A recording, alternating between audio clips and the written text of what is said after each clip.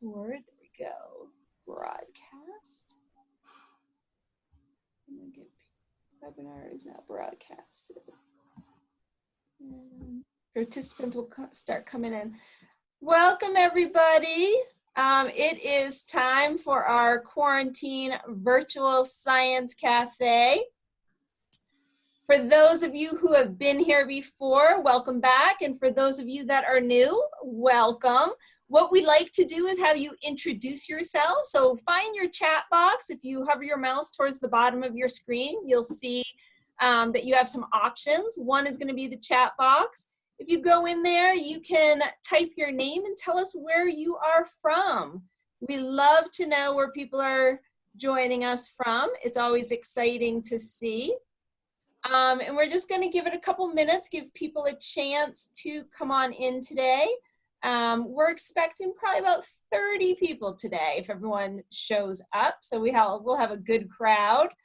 Also, if you do need our closed captioning services today, I'm going to put that link in the chat box right now so you can have access to our live captioning. I see we have friends from Connecticut and Maine with us so far. So keep introducing yourselves. Like I said, it's really nice to be able to know where people are coming from. Wow, we have someone from Illinois as well. That's fantastic. So as you guys are putting your information in the chat box, what I would like to do is just go over our protocols for when we live here in Zoom land. One of the first things to know is you all are going to be muted today. We don't have the ability to let you speak, but you can speak through the chat box and through our Q&A box. The chat box is really to be used to give your thoughts or respond to our presenters, staying on topic. The Q&A box is specifically for the questions you have for our presenters. And what's really cool about the Q&A box is if someone asks a question that you also like or wanted to ask, there's this thumbs up option that if you click on that, it actually does what's called upvoting, and we'll move that question up higher up in the ranks. So use that Q&A box, again, just for the questions that you have for the presenters. Chat box is responding to the presenters and giving your thoughts and ideas about, the topic we're talking about today. We ask that you be courteous and respectful and make sure that you don't create any distractions. So what that really means in this environment is don't let the chat box be distracting to other people. So really we're trying to keep those random conversations, things that are not on topic from happening. And I will monitor that. So hopefully, we won't have any issues with the chat box. So stay engaged, participate fully. I think today is going to be really interesting. I want to introduce our presenters. So today's topic is playing games to prevent diseases on farms. And we have with us Chris Kaliba and Scott Merrill. And I'm going to just read their bios for you so you understand where they're coming from. Chris is a professor in the Community Development and Applied Economics Department at the University of Vermont. He's also the director of the Master of Public Administration program and the co-director of the Social Ecological Gaming and Simulation Lab. He's also a fellow at the Gund Institute for the Environment. He holds a PhD and a Master's of Public Administration from Syracuse University's Maxwell School of Citizenship and Public Affairs. His research interests include environmental governance, governance networks, community resilience, network performance and accountability, with applications to water quality, food systems, energy systems, emergency and disaster response, and sustainable transportation systems. And then Scott is a research assistant professor in the Plant and Soil Science Department, managing director of the Social Ecological Gaming and Simulation Lab, and he's also a fellow at the Gund Institute for the Environment. He's a systems ecologist with research spanning a wide range of both natural ecosystems and social ecological systems. Projects include examining dynamics of change within pest, crop, agroecosystems, including aspects of climate change, examining ways to nudge human behavior to help protect the health of our livestock herds, and looking at factors motivating behaviors that affect water quality in the Lake Champlain watershed. In the SEGS lab, he uses experimental gaming as a novel technique for collecting data to examine decision-making in social ecological systems. So I want to welcome both our presenters today. And those of you who are still joining in, again, just please introduce yourself in the chat box, name and where you're from, and let's turn our attention to our presenters. Welcome. Thank you. Thanks, Lauren. I think we are going to show some slides. So Scott, you're going to take over? I am. All right. So, you know, Scott and I have the ability, just because you get a PhD doesn't mean you still can't have fun. And that's kind of what bonds Scott and I together. We run, it's called the Social Ecological Gaming and Simulation Lab, SEGS. We have an office and a lab space on the UVM campus. And we've been at this for going on probably 6 years or so. And what we do is we apply gaming and simulation and complex systems approaches to really study pressing social and ecological problems. And we're going to talk about a few of those today. Before we jump into that, the products, the tools, the games that you're going to see and maybe even play today have been funded by a series of grants from the United States Department of Agriculture, the Climate Hubs for USDA, the National Science Foundation, the University of Vermont, and that's all that's there. So a question we have is do you play video games? And if so, which ones? And I think we may have, Lauren, you may have posted some questions ahead of time, right? But even in the chat box, if some folks can record or you know, what video games do you either like to play a lot or have played recently? Let's see what we can get here. Video game. So we're going to put those in the chat box or the Q&A. Lauren, which that would go into the chat box. So okay. You guys, right. This is an easy one. I'm sure a lot of you have your favorite video games. What's your favorite video game? Well, here we come. Now they're coming fast and furious. Fortnite, Little Big Planet, Minecraft, also Fortnite. Nice. The Sims, Minecraft and Sims 4. Yep. Nice. Stardew Valley. Animal Crossing. Very cool. Yeah, nice. So Scott, you want to do the next one?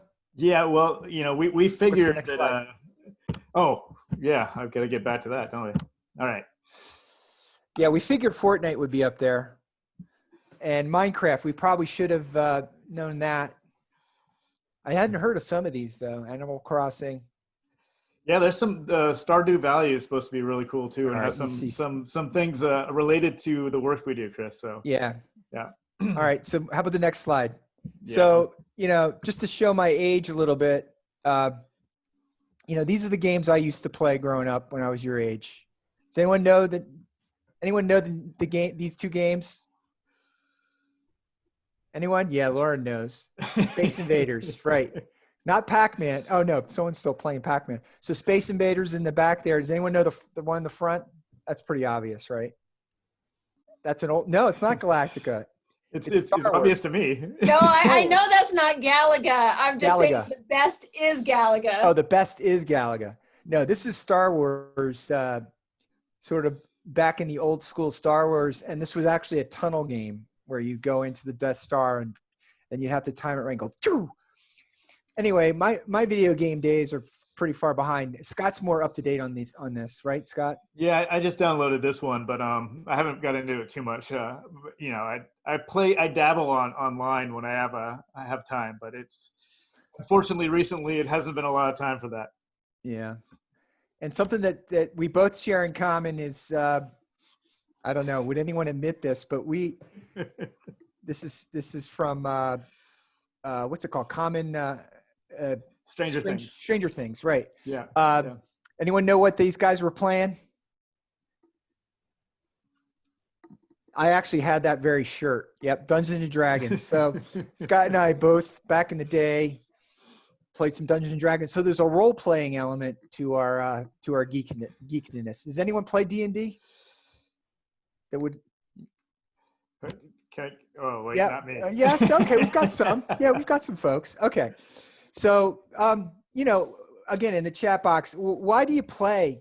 Why do you play games? Like what draws you to spending time playing video games or role playing games like D&D?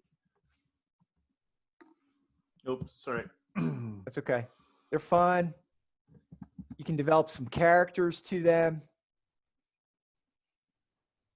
You link to friends. Good. To be goofy, yeah, that's always a good thing. We know how to do that. So when you're playing with others, do you ever get, and this is in sort of the multiplayer game space, do you ever get a sense, can you actually predict other people's behaviors to the point where you can predict? So are you playing with a friend and that friend tends to do this? Yeah, right? And they become predictable. And do you think yourself, you've got patterns, you've got preferences that you do, favorite things that you like to do, special moves you may have, and then so the next question there is those of you that are doing the first person shooter game stuff where you risk your life or the lives of others, do some of you are some of you more or less risky? If you think about Fortnite, some of those players just run out there and get slaughtered right away, and then others sort of hang back and then there are times where you're like, right, you're going through the mental activities of, well, do I risk myself? Do I go out there? Do I lead the charge? Do I hang back? Do I go down this alley alone? Do I wait for the backup? Those are all kind of risk questions that you take. And then do you think though, and this is what Scott and I do, is when there's something a little bit more at stake, do you think you'd be a little more cautious? Would you change your risk? Right? In all these games, right, you end up dying and you can come back again. In some of these role playing, you may have accrued some things that you would lose, right? Treasures or what have you. But if the stakes were real, do you think you would change your behavior at all, right? When things translate into real world. And, the answer is yes, in a lot of ways, right? So video games, virtual reality versus reality are two different spaces. And Scott and I are interested in studying the differences. Scott, you want to go next? Oh, so, by real, we try to make games that are based on some level of reality. So these games aren't quite as fun as some of the ones that you all play. Because they're not there for entertainment, right? They're there to simulate some sort of realistic set of choices people have to make around a problem or dilemma. Go ahead, Scott. So we design games, we don't design games for entertainment. We design games for data. We're researchers. We're scientists. We're social scientists, ecologists. And you've probably participated in some kind of research before. Has anyone completed or participated in a survey? Right? Get a phone call, ask you're asked a series of questions, you respond. Right? A lot of you have done that, right? That's research. And so what we're doing is taking those kind of question posing and putting them into a virtual space. So just to give you a little example of what we do that's a little different, and in this data collection kind of mode, to try to get you to understand why using video games might be kind of interesting. Say you're in an interview, somebody's sitting down and they're questioning you on what you're going to do if your house catches on fire. You got a chance as you're leaving the house to grab two small things on the way out. The options here, you've got a really expensive necklace from grandma. It's about $15,000. You've got your computer. It's got the only copy of all of your photos on it. You should have backed those up, by the way. You're not backing them up. You should have backed those up. Anyway, You get your phone. That's kind of critical. Your pet goldfish. And a painting that you don't really love, but it's valued at really a lot of money. So what do you grab? You're in an interview, so somebody might be sitting there judging you, or you might be feeling like you're being judged. You might feel like, do I have to say my pet goldfish? I don't really care about my pet goldfish that much, but does it make me look bad? Okay, so Emily was phone in the last one. Okay, not the goldfishes one. That's true. Although the goldfish may boil. Yeah. So you're right. Being in front of a person might influence your Necklace. your decision, right? So Yep.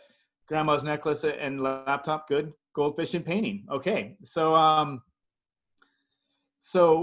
all these kind of answers that you might have might be slightly different than if it was the same questions, but it's now on a paper thing. So no one's judging you, and you don't feel like it's going to be anonymous here. Scott, I think the term of art is judgy. Judgy, yes. Yep. So there won't be any judgy stuff, and you'll have a chance to just be like, the goldfish will be fine. It's in water. Think through. Yeah. So both of these ways are ways of getting at what you might actually do if there was a fire, without actually having to put you in a burning house to see what you did. But if you were in a burning house, what might you actually grab? You might grab your laptop or nothing. Your house is on fire now. I mean, you actually going to grab things? Maybe you grab a photo book. I don't go anywhere without my coffee mug. Maybe that would be the thing I would grab. So what we're trying to do with all these different things is get closer to some sort of reality. And being a paper survey or an interview might be a little less engaging and realistic than if we actually made a video game, say virtual reality, where we actually made this house that was on fire, and you have a chance to go through the house and grab two things on the way out. So that that video game, that experience might allow us to collect data that is more realistic. We can use to triangulate with other pieces of information to get closer to that reality. So Emily's bringing all the electronics. I don't know. Wyatt's bringing his invisible cat, I guess. That's pretty neat. Nice. That's good. Good, Wyatt. But the thing, Scott, the thing is, with the house on fire in a simulated environment, like, we can actually give you the time dimension. It's like, you got to go now. Yeah. What would you grab, right? And so you have the visceral experience of having to respond. So absolutely. Yeah. So, to continue on this vein, I think we've probably all been there, right? You get to the point in this survey where you're just like, I am so done with this. Please leave. I never want to see you again. So these video games and experimental games can really be fun, but there's some potential problems to them. There's problems with all these things. We ran into this issue where there was an education game for high school students. I believe it was out in California. They were trying to teach people how to eat a healthy diet. And each individual was given an avatar, and they were given some time, and they were supposed to choose a meal plan. Now, somebody, because high school students are brilliant, figured out that if they didn't eat any fruits and vegetables, their avatar would actually get sick and get scurvy. So, being a good audience for this, what do you think everybody did when somebody figured out that they could actually make their avatar look really bad and scabby and scurvy-ish? Any guesses? Yeah, exactly. Yeah, they probably tried it. Yeah. They all gave themselves scurvy, which is not exactly what the educators wanted them to learn how to do. So, how do you get around that? The way we do it is we pay people. The better your score is, the more money you make, and your Scott, money cash in hand. I want to interject. We're not paying you for anything, so don't think you're going to earn any money now. Right. We're not doing that today. Sorry. Don't get your hopes up. But these performance-based incentives, if you get the higher the score you get, the better off you're going to do. That really triggers it. So no one's trying to get scurvy at that point in time. They're just trying to make some money. So that seems to really increase the effort that people put in and increase the engagement with these things. So in the lab, we employ a variety of different approaches. So here, has anyone done virtual reality with the goggles? Right? So we're moving into virtual reality. Unfortunately, we're not going to be able to play any of those at this point, but we are moving in that space. But here's a student that's doing some virtual reality stuff. That's Trisha. It's actually one of our colleagues. Oh, it's Trisha. Sorry, she looks young. Oh, Trisha. Right. Yeah. She likes to know that I think she was a teenager. Yeah. So what we're doing is serious games. They're called serious games in the literature and in the research. We're able to control environments and test how humans make decisions. We do things called treatments. So, if, for example, a treatment in medical arenas is they give someone a fake pill and another one the drug that they're trying to test to see whether there's a difference and has an effect on the disease. Well, we do that too. We will treat you with a piece of information, and some people with information, others with not, and to compare and contrast how they would react differently based on that treatment, that information piece, or in the medical field, how the drug would interact with you. And so, as Scott says, we give you payouts at the end of the day, at the end of the session, and you actually leave with some money in your pocket. Even just for paying, you still get some money. So to answer the question, somebody asked, how did ethics play into this in our Q&A, Chris? Yeah, okay. Oh, yeah, I see. Good. So ethics it's a good question, right? So, and this gets back to the scurvy thing. Are people playing it to play the game, or are they answering honestly? And then we have to think about things like psychological impacts, right? So someone says, mentioned, and same person that posed the ethics, Stanley Milgram.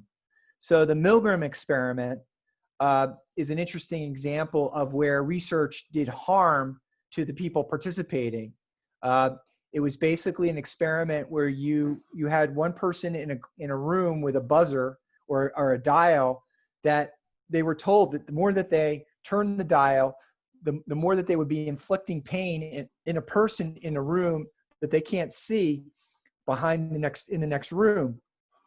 And so there's someone in a white lab coat standing behind them and saying, turn the dial pain meter to 2. All right, nothing. 3. And then in the person in the room next to them, they go, ow. And then the person in authority in the white coat says, turn it to 4.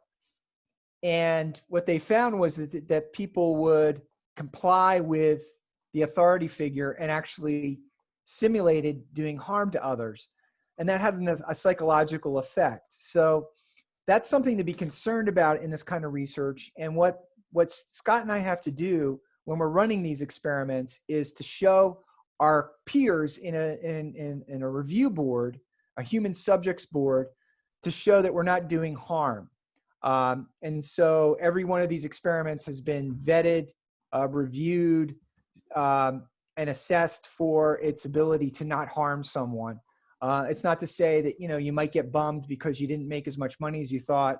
But other than that, hopefully people aren't leaving these sessions feeling harmed. So that's sort of where we go and how we protect our subjects. It's a good question. So we do a variety of things. You'll see the game on the left-hand side there is the compliance game that you're going to play. It's kind of 1990s sort of high-end Nintendo version. We do some things with visual spatial work. We do simulations. This is a screenshot of and for livestock disease transmission. We'll say a little bit more about this in a minute, but here you see disease transmission through a county, simulated county in North Carolina, and then you see how the outbreak progressed and then you had some interventions that you could do. We're not going to play this simulation, but this is the kind of things that our lab produces. We're able to then understand how networks and connections between people and facilities. So all of you have some connection to agriculture and farming. So this is in the realm of pork production, swine. And so these are farm to farm interactions on the far left. Of course, the pigs have to eat. So there are feed mills that deliver to each of the farms. And then the final stage in hog production is going to a slaughterhouse. And so what we look at is how these network structures affect the spread of disease through the network. Yeah. So, and we'll touch on this again after we get into this some of the gameplay and whatnot. So this is one of those things that it may be surprising to some of you. I don't know who here has heard of the corrupted blood incident. Has anybody heard of that? There's something that happened in the World of Warcraft 15 years ago or so. And at that point in time, it was one of these massive multiplayer role-playing games. And they had about 2 million people playing this game at the time. There was a adventure, if you will, where people went in to battle a bad guy, and the bad guy would cast a spell on them and make them really sick and contagious. It would do a lot of hit point damage to them. And the coders that made this game, they made a mistake, and they let the pets of these people get sick as well. And it was supposed to be just something that would stay in the single system. And then once they left that adventure and went back to the rest of the World of Warcraft, that plague, if you will, would die off. But it was able to stay in the pets. So when they resurrected the pets, or they let their pets get out, basically, of this venture, it started a pandemic in the World of Warcraft amongst these 2 million people. And it started out in the city centers where there was just these virtual bodies all over the place. There's people all over the place that were dying off from this disease. And the coders at Blizzard started trying to figure out how to do this, and they're doing all these different resets, but they couldn't actually get this thing to stop. So there were some really interesting things that they actually were seeing in the dynamics of people's behavior. So a lot of people, when they heard about this, they started seeing this, they just ran away. They got away from cities, away from any of these densely populated areas, so that they could save their characters in the World of Warcraft. Others, like some of these healers, they actually went in to help. And still others that weren't strong enough to withstand the plague would try to help direct people to safe zones. So really interesting dynamics that actually might mimic some of the things we'd see in the real world. We did see, or the corrupted blood incidents did show that there was people that said, oh, it's not a big deal.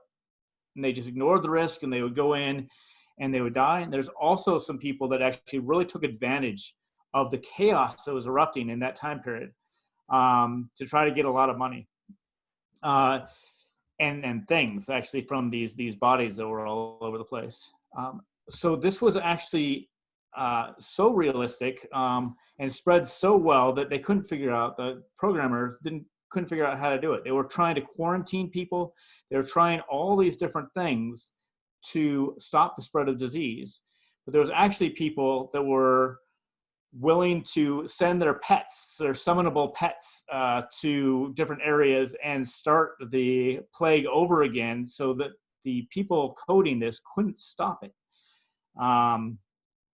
And they ended up having to just do a hard reset on the whole game and go back to the way it had been before they'd introduced this new adventure. This is just a fascinating example of something that seems like it might really mimic what might happen. Now, some of you might be saying this sounds really familiar because it is really familiar to something we're going through right now. There was actually, at the time, there was quite a bit of science that went into this because it was such a fantastic environment to study human behavioral reactions to a potential pandemic. They actually wrote a number of papers on this, including one of our colleagues actually wrote a paper on this, describing how we should use these things to help us understand the variety of human behavior that we might see if we ever were to see a pandemic. And so recently, this lead author here was called in, and they're actually asking him to try to help out with a lot of their models to try to incorporate some of the human behavior with coronavirus. Because right now, a lot of the models out there, they don't incorporate that variety of behaviors, with some people ignoring it, some people saying it's no big deal, some people saying it's a huge deal, and there's a huge variety of that behavior, and that doesn't seem to be reflected in any of the models that we have out there. So a lot of people are actually these people that actually studied this in the virtual world are being called in to try to improve the models that we have out there. So that brings us to, setting the stage for the game that we're going to play in just a minute, and it has to do with risk and risk taking in to prevent disease spread. And so, just to make it real for us relative to what we've been going through for the last 2.5, 3 months, is just to recognize that we have been following these numbers, right?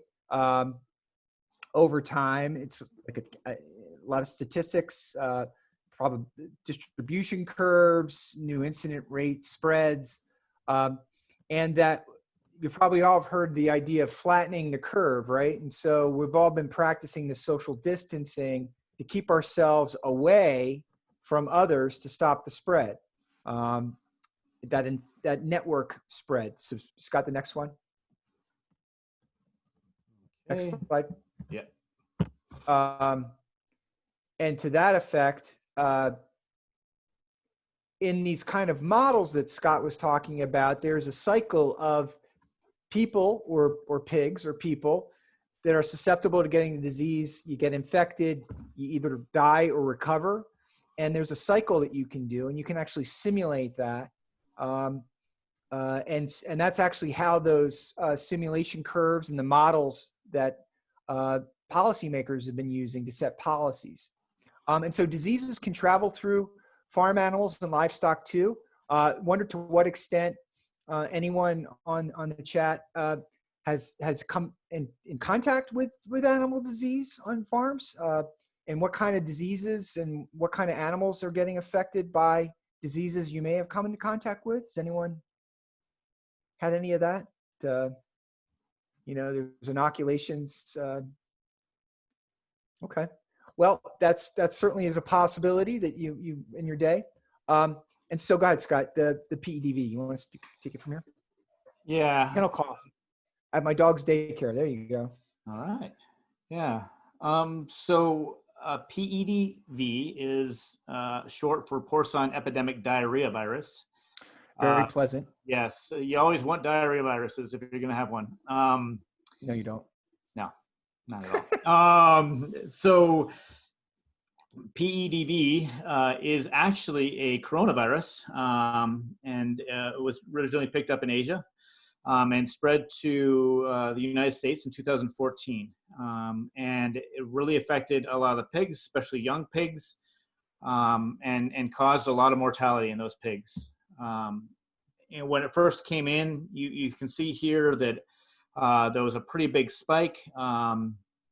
And these are the number of facilities that were actually infected in those time periods. And you can see there's a slight decrease overall in the outbreak severity over time. Now, the virus itself hasn't changed. So we shouldn't see a decrease in this unless people actually start changing their behavior and start trying to protect their animals. And that's what we're actually seeing in somewhat in a lot of places with COVID as well. But we're seeing this decreasing trend in porcine epidemic diarrhea virus. When people originally started developing these models, they were just developing these straight epidemiological models where you'd have pigs infecting each other, being infected by the feed mills. There was a straight infection probability. The problem was we couldn't mimic what we are actually seeing in the data unless we pulled in this human behavioral component, how people were making those decisions. And then once we actually did that, then we were able to really capture the dynamics of what we were seeing in with this virus and this reduction in the virus. So when we think about this scope of the problem that we're trying to do is we're trying to figure out all the components that are in there. We're trying to figure out the supply chain. We're trying to figure out how contagious this thing is and how it actually is vectored between things. But we need to figure out that human component as well. That is critical to understanding how disease spreads. So one of the ways we were looking at this was through this compliance game. And this compliance game allows people to make a decision. The basic decision that they're making is, do they go out a door and take a shower and take a bunch of time to do the showering in, go out and do an outside task, and then return and take another shower. Now, when they're doing this, when they're taking a shower, it's taking time, and that time, many of you have heard, time is money. So we have that in a game where the longer they take in the shower, the money that they make actually counts down. So they're potentially losing a lot of money by doing this. So their alternative is they could try to cheat, and they can go out this emergency exit that doesn't take any time, but there is a chance when they do that when they come back in, their animals can get sick and they could lose their entire farm. So we're going to start asking them to make a decision about what they should do given some risk information. So if it's a situation where there's a really good chance that they're going to get sick if they go out that door, the emergency exit, are they going to do it? And then we give that information to them in a variety of different ways. We could either give them numbers, or we could give them a threat gauge or something like that, where you can actually see that change. So we can look at rule breaking and what actually influences an individual to break the rules and try to make a little more money that is representative of this opportunity cost. So these are the different links to the games. And what I'm going to do is, or maybe I'll ask Chris, we could put one of these in the chat box. And for purposes of time, we're not going to have everybody play these games, but I wanted to have these links all up here so that you can go and play a variety of our different games if you'd like. These are all kind of demos, and so they're short, but they did give you a flavor of some of the things we're doing. In the meantime, I think this might be a little tricky, but I think we can figure out how to do this. What we're going to do, I think, with the Q&A, and Lauren, you can tell me whether or not this is possible, we can actually put in there two questions. One question being shower, and the other question being emergency exit. All you participants, you can vote for whether or not you want me to, as I'm trying to play this game for you, go out the emergency door or go through the shower door based on the information that we provide in the game. And so the question that rises to the top should be the direction or the decision I make. Do you think that's going to be possible? Is that going to work? I'm trying to see if I can create a new poll for you, which would give the choice, and it does not seem to be giving me that option. So think you could just have them type in the chat box and we can just kind of see. So Scott, Okay, what I would all right. suggest is, and you can pause the game, right, Scott? I think we talked about that. I can pause between rounds, but as we're going, it's dynamic. So Okay. it's gonna be, you know, it's gonna be Because the funny other to thing see. is that I thought we could have one person play and direct you, Scott, on chat, and we Okay. could do a couple rounds, and we could compare to see how people do.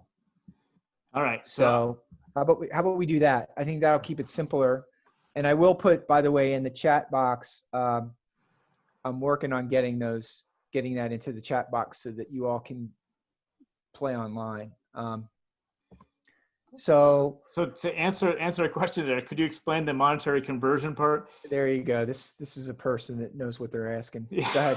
ahead. Yeah. So unfortunately, we are not paying you today, but when we're actually paying our participants, we use a couple different audiences. We can use actual farmers. We went to the World Pork Expo and got people from the industry to actually play these games. We also get Amazon Mechanical Turkers that come and play these games. Those are an online community that we pay in different ways. So those different communities can get paid in different amounts. And so the conversion that you see there is related to which version we actually have. So Scott, why don't you load up the compliance game? Yeah, I'm gonna. And what I'm going to do is I'm going to take the first person to say I want to play will be the first person. The second person will be the second person. And the third person will be the third. All right, Wyatt, you're up first. Who wants to be second? All right. It looks like, all right. We got it. We've got our first three. So we have Wyatt, we have Hababalua, and then we have Tovin. So Wyatt, you're going to be up first. Scott, after the demo round. After the demo. So just be ready, Wyatt. You're going to be up first. So you got to yell at me really quickly, Wyatt. So back and forth, go left and right, and tell me. I'll try to get the coins. I'll read it out loud to you. But this is a demo, so Scott's not playing this. Yeah, I'm not actually playing this. Basically, the individual here. Scott? Can I make it bigger? Yeah. Oh, let's see. How's that? Is that better? Yeah, it's better. Yeah. So when the truck arrives at the facility, that's our cue that we have to make a decision about which door to go out.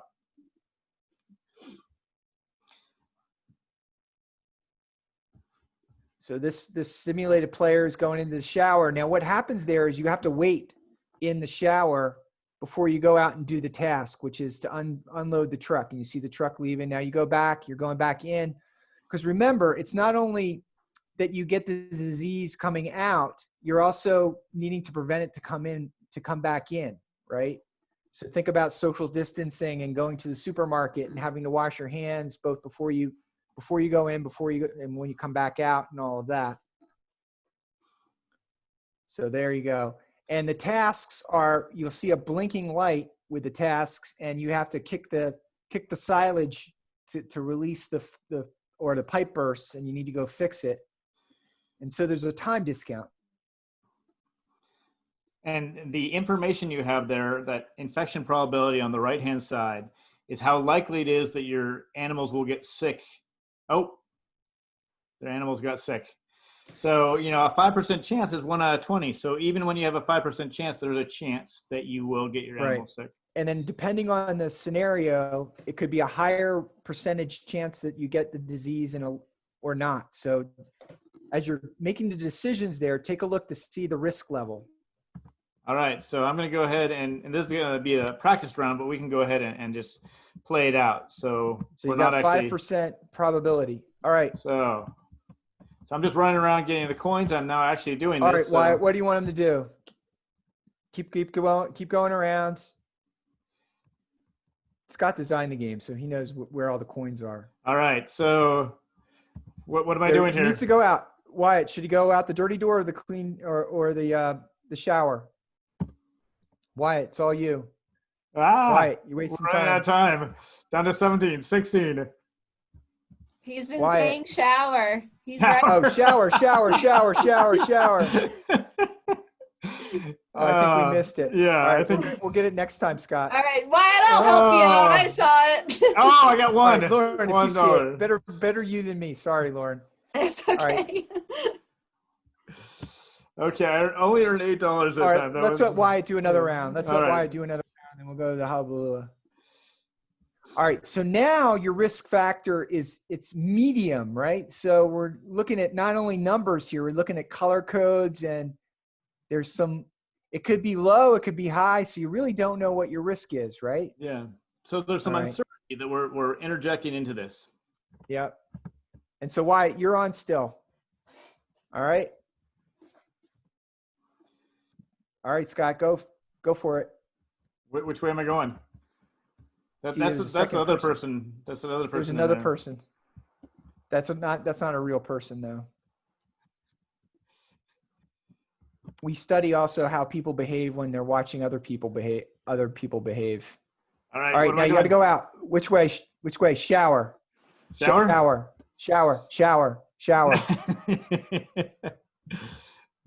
So I'm waiting. Okay. You can actually see how that I changed the color of my shirt. So when you're supposed to be changing clothes when you go in and out. All right. Good job. Did a little better that time.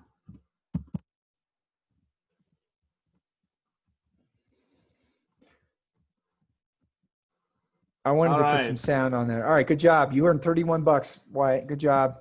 All right, okay. Next round, Hullabaloo. You're up next. I wanted to mention that extra person there that we saw. We were looking at the social effects of whether that influenced your decision. Did that change anything, Wyatt? Wyatt, seeing the other person be very good and go through the shower, did that affect you to make your decision or not? Not really. Yeah. Fair enough. It varies. For some people, they do the exact opposite. Yeah, and others, they comply.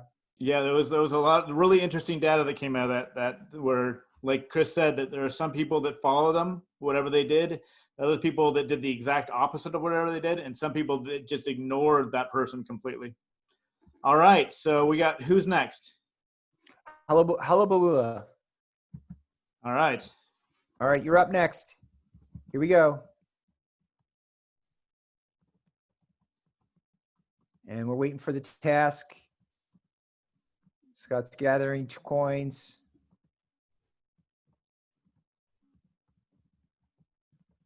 All right, where's the truck? All right, what am I doing? Oh, you got a silage jam. Shower. We have very good risk. Everybody's risk averse here. Very good. That's good.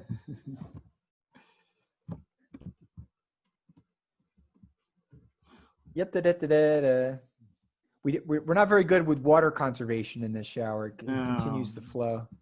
Yeah, it's flowing at a high rate. If you notice that, it is a high. Good. Yeah, we need a low flow. All right, very good. See, okay, you won $57. That's that's the total. It's 26. Oh, 26. Sorry. Plus the 31. Sorry. Yeah, I was a little slow on that one. All right, need to get up on it. All right, one more time with Hullabaloo. We got another one. Yep, we'll do 2 rounds per person here. Ready? All right. Get ready. And looks like I still got some time. Scott's internet's slow. Is my So you don't know what the infection rate is. It's kind of in between. Oh, there it is. What am I doing? What are you doing? Shower or out the door? Here comes the truck. What do you do? Exit. Emergency exit. Emergency exit. Nice. Okay. Okay. All right, I got away with it. Maybe you don't know. No, it's at this point in time. I'm clear, free and clear. Oh, you are. How do you know? Yeah. Well, because it gets your pig sick instantly in this game. Okay. Yeah. So you got away with it. See, so $33. That was the most money. Payout was a little higher. All right, we got one more round, and that third person was. It was Tovin. All right, Tovin, you're up next. Get ready.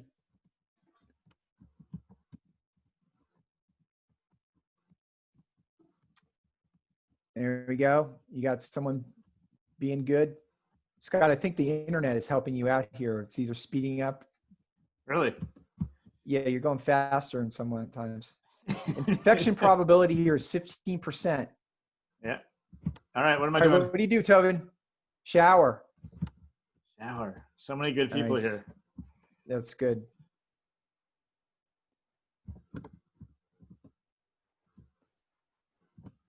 All right. And I think there you go. And you can see the time changes. So there's a temporal discount. It's called temporal discounting that affects. Could you emergency exit out and shower back in, Scott? That's a good question. We prevented that by actually not letting them go from one side of the. When you're outside, you can't go all the way to the other side. Oh, see, that's a good variant, though. Burial. Yeah, I'm writing that one down. That's actually a good idea. All right, let's play one more round with Tovin, and we'll go from there. Going back to this. All right, back to uncertainty. Well, there is a good question though. Can you go out the emergency exit and then shower on your way back in? Right. Yeah. Yep. So you can't. We prevented that from happening. We actually put you can't see it, but there's a physical barrier between the sides. So your character can't actually move across. It adds. Okay. All right, here we go. What do you do? Emergency exit. All right, here's the risk. Oop. Da-da-da-da-da. I think you got away with it again. All right. All right. Well, see, we're teaching you how to be risk takers there. That's the risk we run. Yes. All right. So these rounds, there is when somebody playing the full game, there are rounds that are high on the threat gauge or up to 25%. And I don't know how many we got our postdoc queuing this in. We could probably stop at any time, depending on how many we want to go through. I think we're getting close, Scott, because we want to share some results, right? Yeah, absolutely. But all right. How about going out the dirty door though, and seeing whether we can get you infected? We'll go with try to get the scurvy going. Now, what the treatment effect I've been wanting us to do is if we get the disease, that your pigs actually, start spewing diarrhea, and whether that would incent people to want to actually get the disease just to see the. All right, that's what happens. The screen turns red. You lose $50 plus all the money that you would have made had you gone out the door. So it actually adds up to approximately 80 experimental dollars that you lose. And that gets converted. It's not quite on the dollar there. The payouts, if you ever end up playing one of these games with us, is between $15 and what, 30, right? Roughly. The highest we've gotten on our games is $42. Oh, okay. The minimum that we pay out is $15 when we're playing in person. Now it's a different pay scale when we're doing some of these other audiences like Amazon Mechanical Turks. Okay. Okay. So let's see. So we want to show you some results, sort of. So what we do is we play this game. We have hundreds of people playing this game. And a question would be, you could put this game on Cool Math Games, Scott. Let's make note of that. Good idea. I think we need the other screen, another slide, Scott. Oh, I was just this. What were we going to say with this one? Yeah, so these are the different looks to that infection probability information for a lot of our games. We have either a number there, or we can have just a word, or we could have the threat gauge that you saw there. So I don't think any of the ones we actually saw use just the word. Am I right on that, Chris? Do we see just words? No, I don't think so. So the just using a phrase like it's a low risk or it's a 15% risk and a number or a threat gauge. What do people think would be the most effective for getting people to use the shower? You think a word, a number, or a color code? the percent. Who else? What else do other people think? Percentage is one vote. Color, percent. Anyone else? Percent. Interesting. All right. Yeah. Well, the answer was, well, we'll reveal the answer in a minute. So the use of numbers versus the threat gauge. And the answer is? The answer is, shockingly, or perhaps not, when we gave people the information with graphically and with uncertainty, they're willing to obey the rules. In one of these situations where we had about 15% risk, or no, this is a 5% risk, sorry. They were willing to obey the rules 82% of the time. What's this? I can't remember actually if it was 15 or 5, but I think it was 5%. Yeah. And if we gave them a number with certainty, 30% of the time. So there was a massive difference here in people's willingness to obey the rules. When we gave them numbers, they were not willing to obey the rules, and to their detriment. They lost a lot of money by using the numbers. They did not seem to be able to use those percentages well to guesstimate the risk. Really a shocking difference here in their behavior by the way we actually gave them the information. And we didn't change, in this scenario, we did not change the risk. Anything else? It was nothing else except just the way we actually presented it. And, you know, we're familiar with this threat gauge through forest fires, homeland security,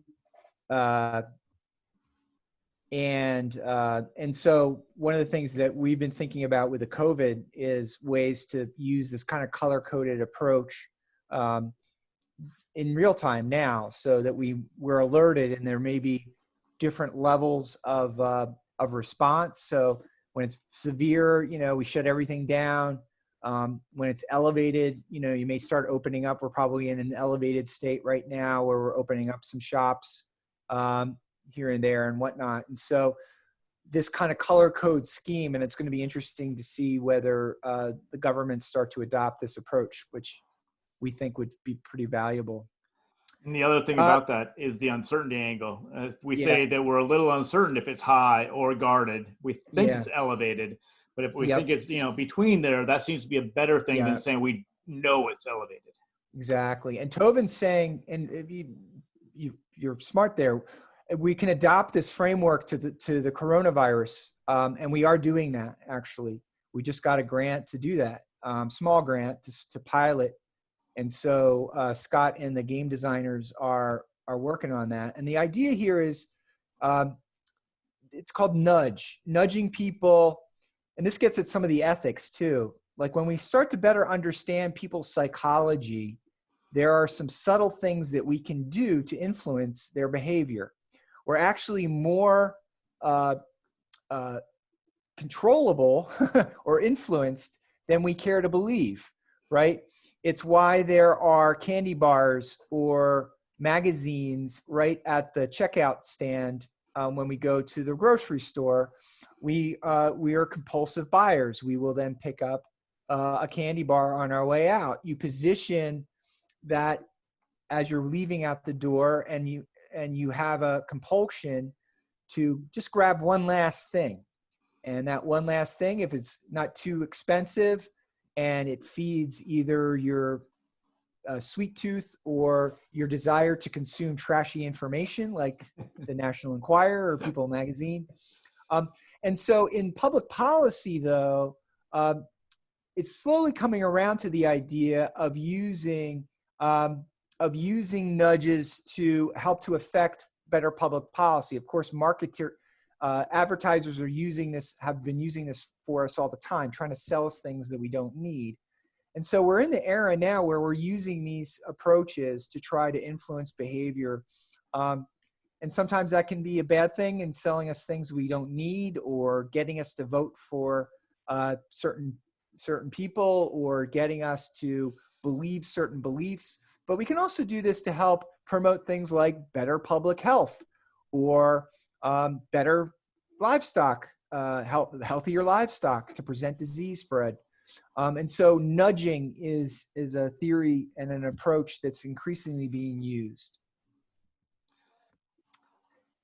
And we can begin to start making profiles of populations of people, from people who are highly risky, they're the color coded in the red, they're always risky, to people who are always risk averse, people who always sort of do the right thing. And then what Scott and I are interested in, not only in what those two clusters are, but what affects people in the middle, the yellows and the browns, to change their behaviors, to nudge their behavior from being risky to being less risk. And so this is all part of the framing, the work that we're doing, the recommendations we make to affect public policy. Yeah. So and we can take. Yep, go ahead, Chris. Scott. No, go ahead.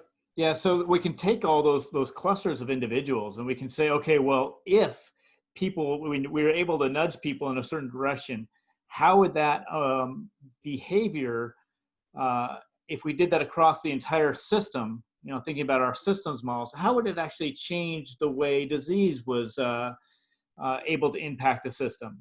So if we nudged people so that they're a little more risk averse by changing our messages, what does that do to how disease will percolate through the system, how it will move through the system?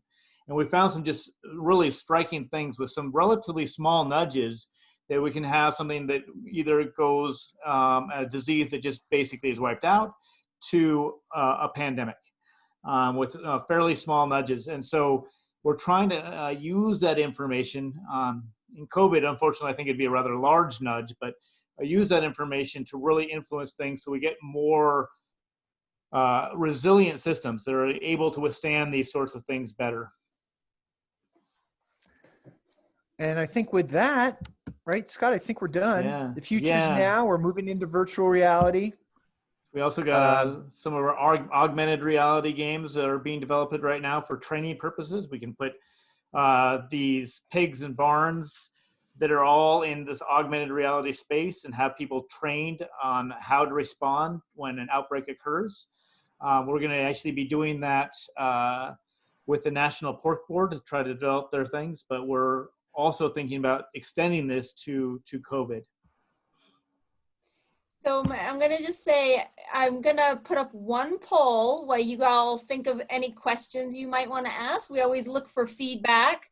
So the poll is up. If you guys can just answer, and as you're answering the poll, think if there's any last questions you want to pop in the Q&A box. But we're towards the end of our time. But again, if there's any questions that you haven't been able to have answered yet, we'll make sure that if you ask them, they'll answer them. But just do this poll quickly, and then we'll get to those questions you might have. And again, use the Q&A box if you have a question.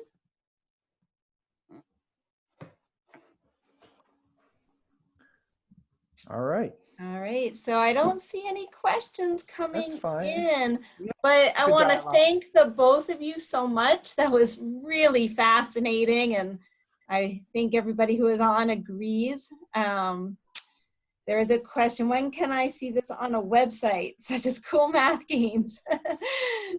I think Tobin's pushing for the Cool Math Games. I think I like that idea. Yeah, I like that idea too. I know that at the UVM SEGS site, we have some of our demo games, I believe, are up, but they're not nearly as extensive as our full games.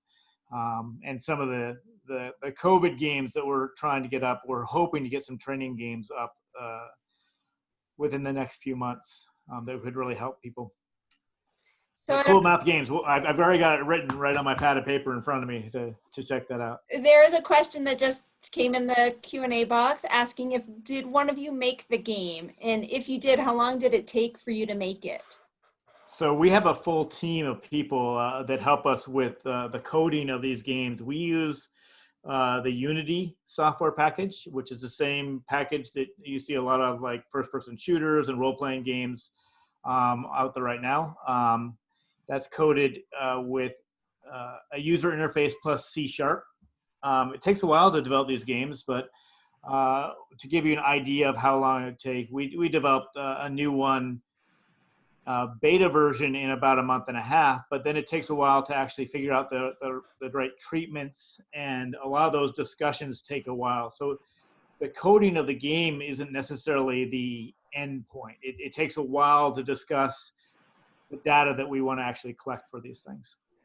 But I just want to add, though, that most of, and Scott directs, but undergraduates have played key roles. So those of you that are going on to college, if you're interested in computer science, applied math, computer coding it's in that area. But we do have, undergrads, 20 somethings that are in the lab doing a lot of the work. All the artificial reality work is virtual reality stuff is being led by an undergrad teams. They brought it to us, and so we're learning along with them. It's pretty cool. Yeah, and augmented reality and multiplayer games, all those things are being developed by our undergraduate team right now. Really exciting stuff that they're bringing to the table. So. Well, that's great. Well, I want to thank the both of you so much for your time today. Thank you all for joining us. Okay. We have a very cool week next week for those of you who want to come back. We're combining Tuesday and Wednesday next week. Our teen time is going to be on brain facts, neuroscience, and the Vermont Brain Bee. And then our Teen Science Cafe on Wednesday is about what your brain does at night. So exploring sleep and dreams. So really 2 sessions that can build your knowledge on neuroscience. So hopefully you'll all come back for that. Go and register, and hopefully we'll see you next week. Thanks, everyone. Thank you. Bye-bye, everyone. Be well.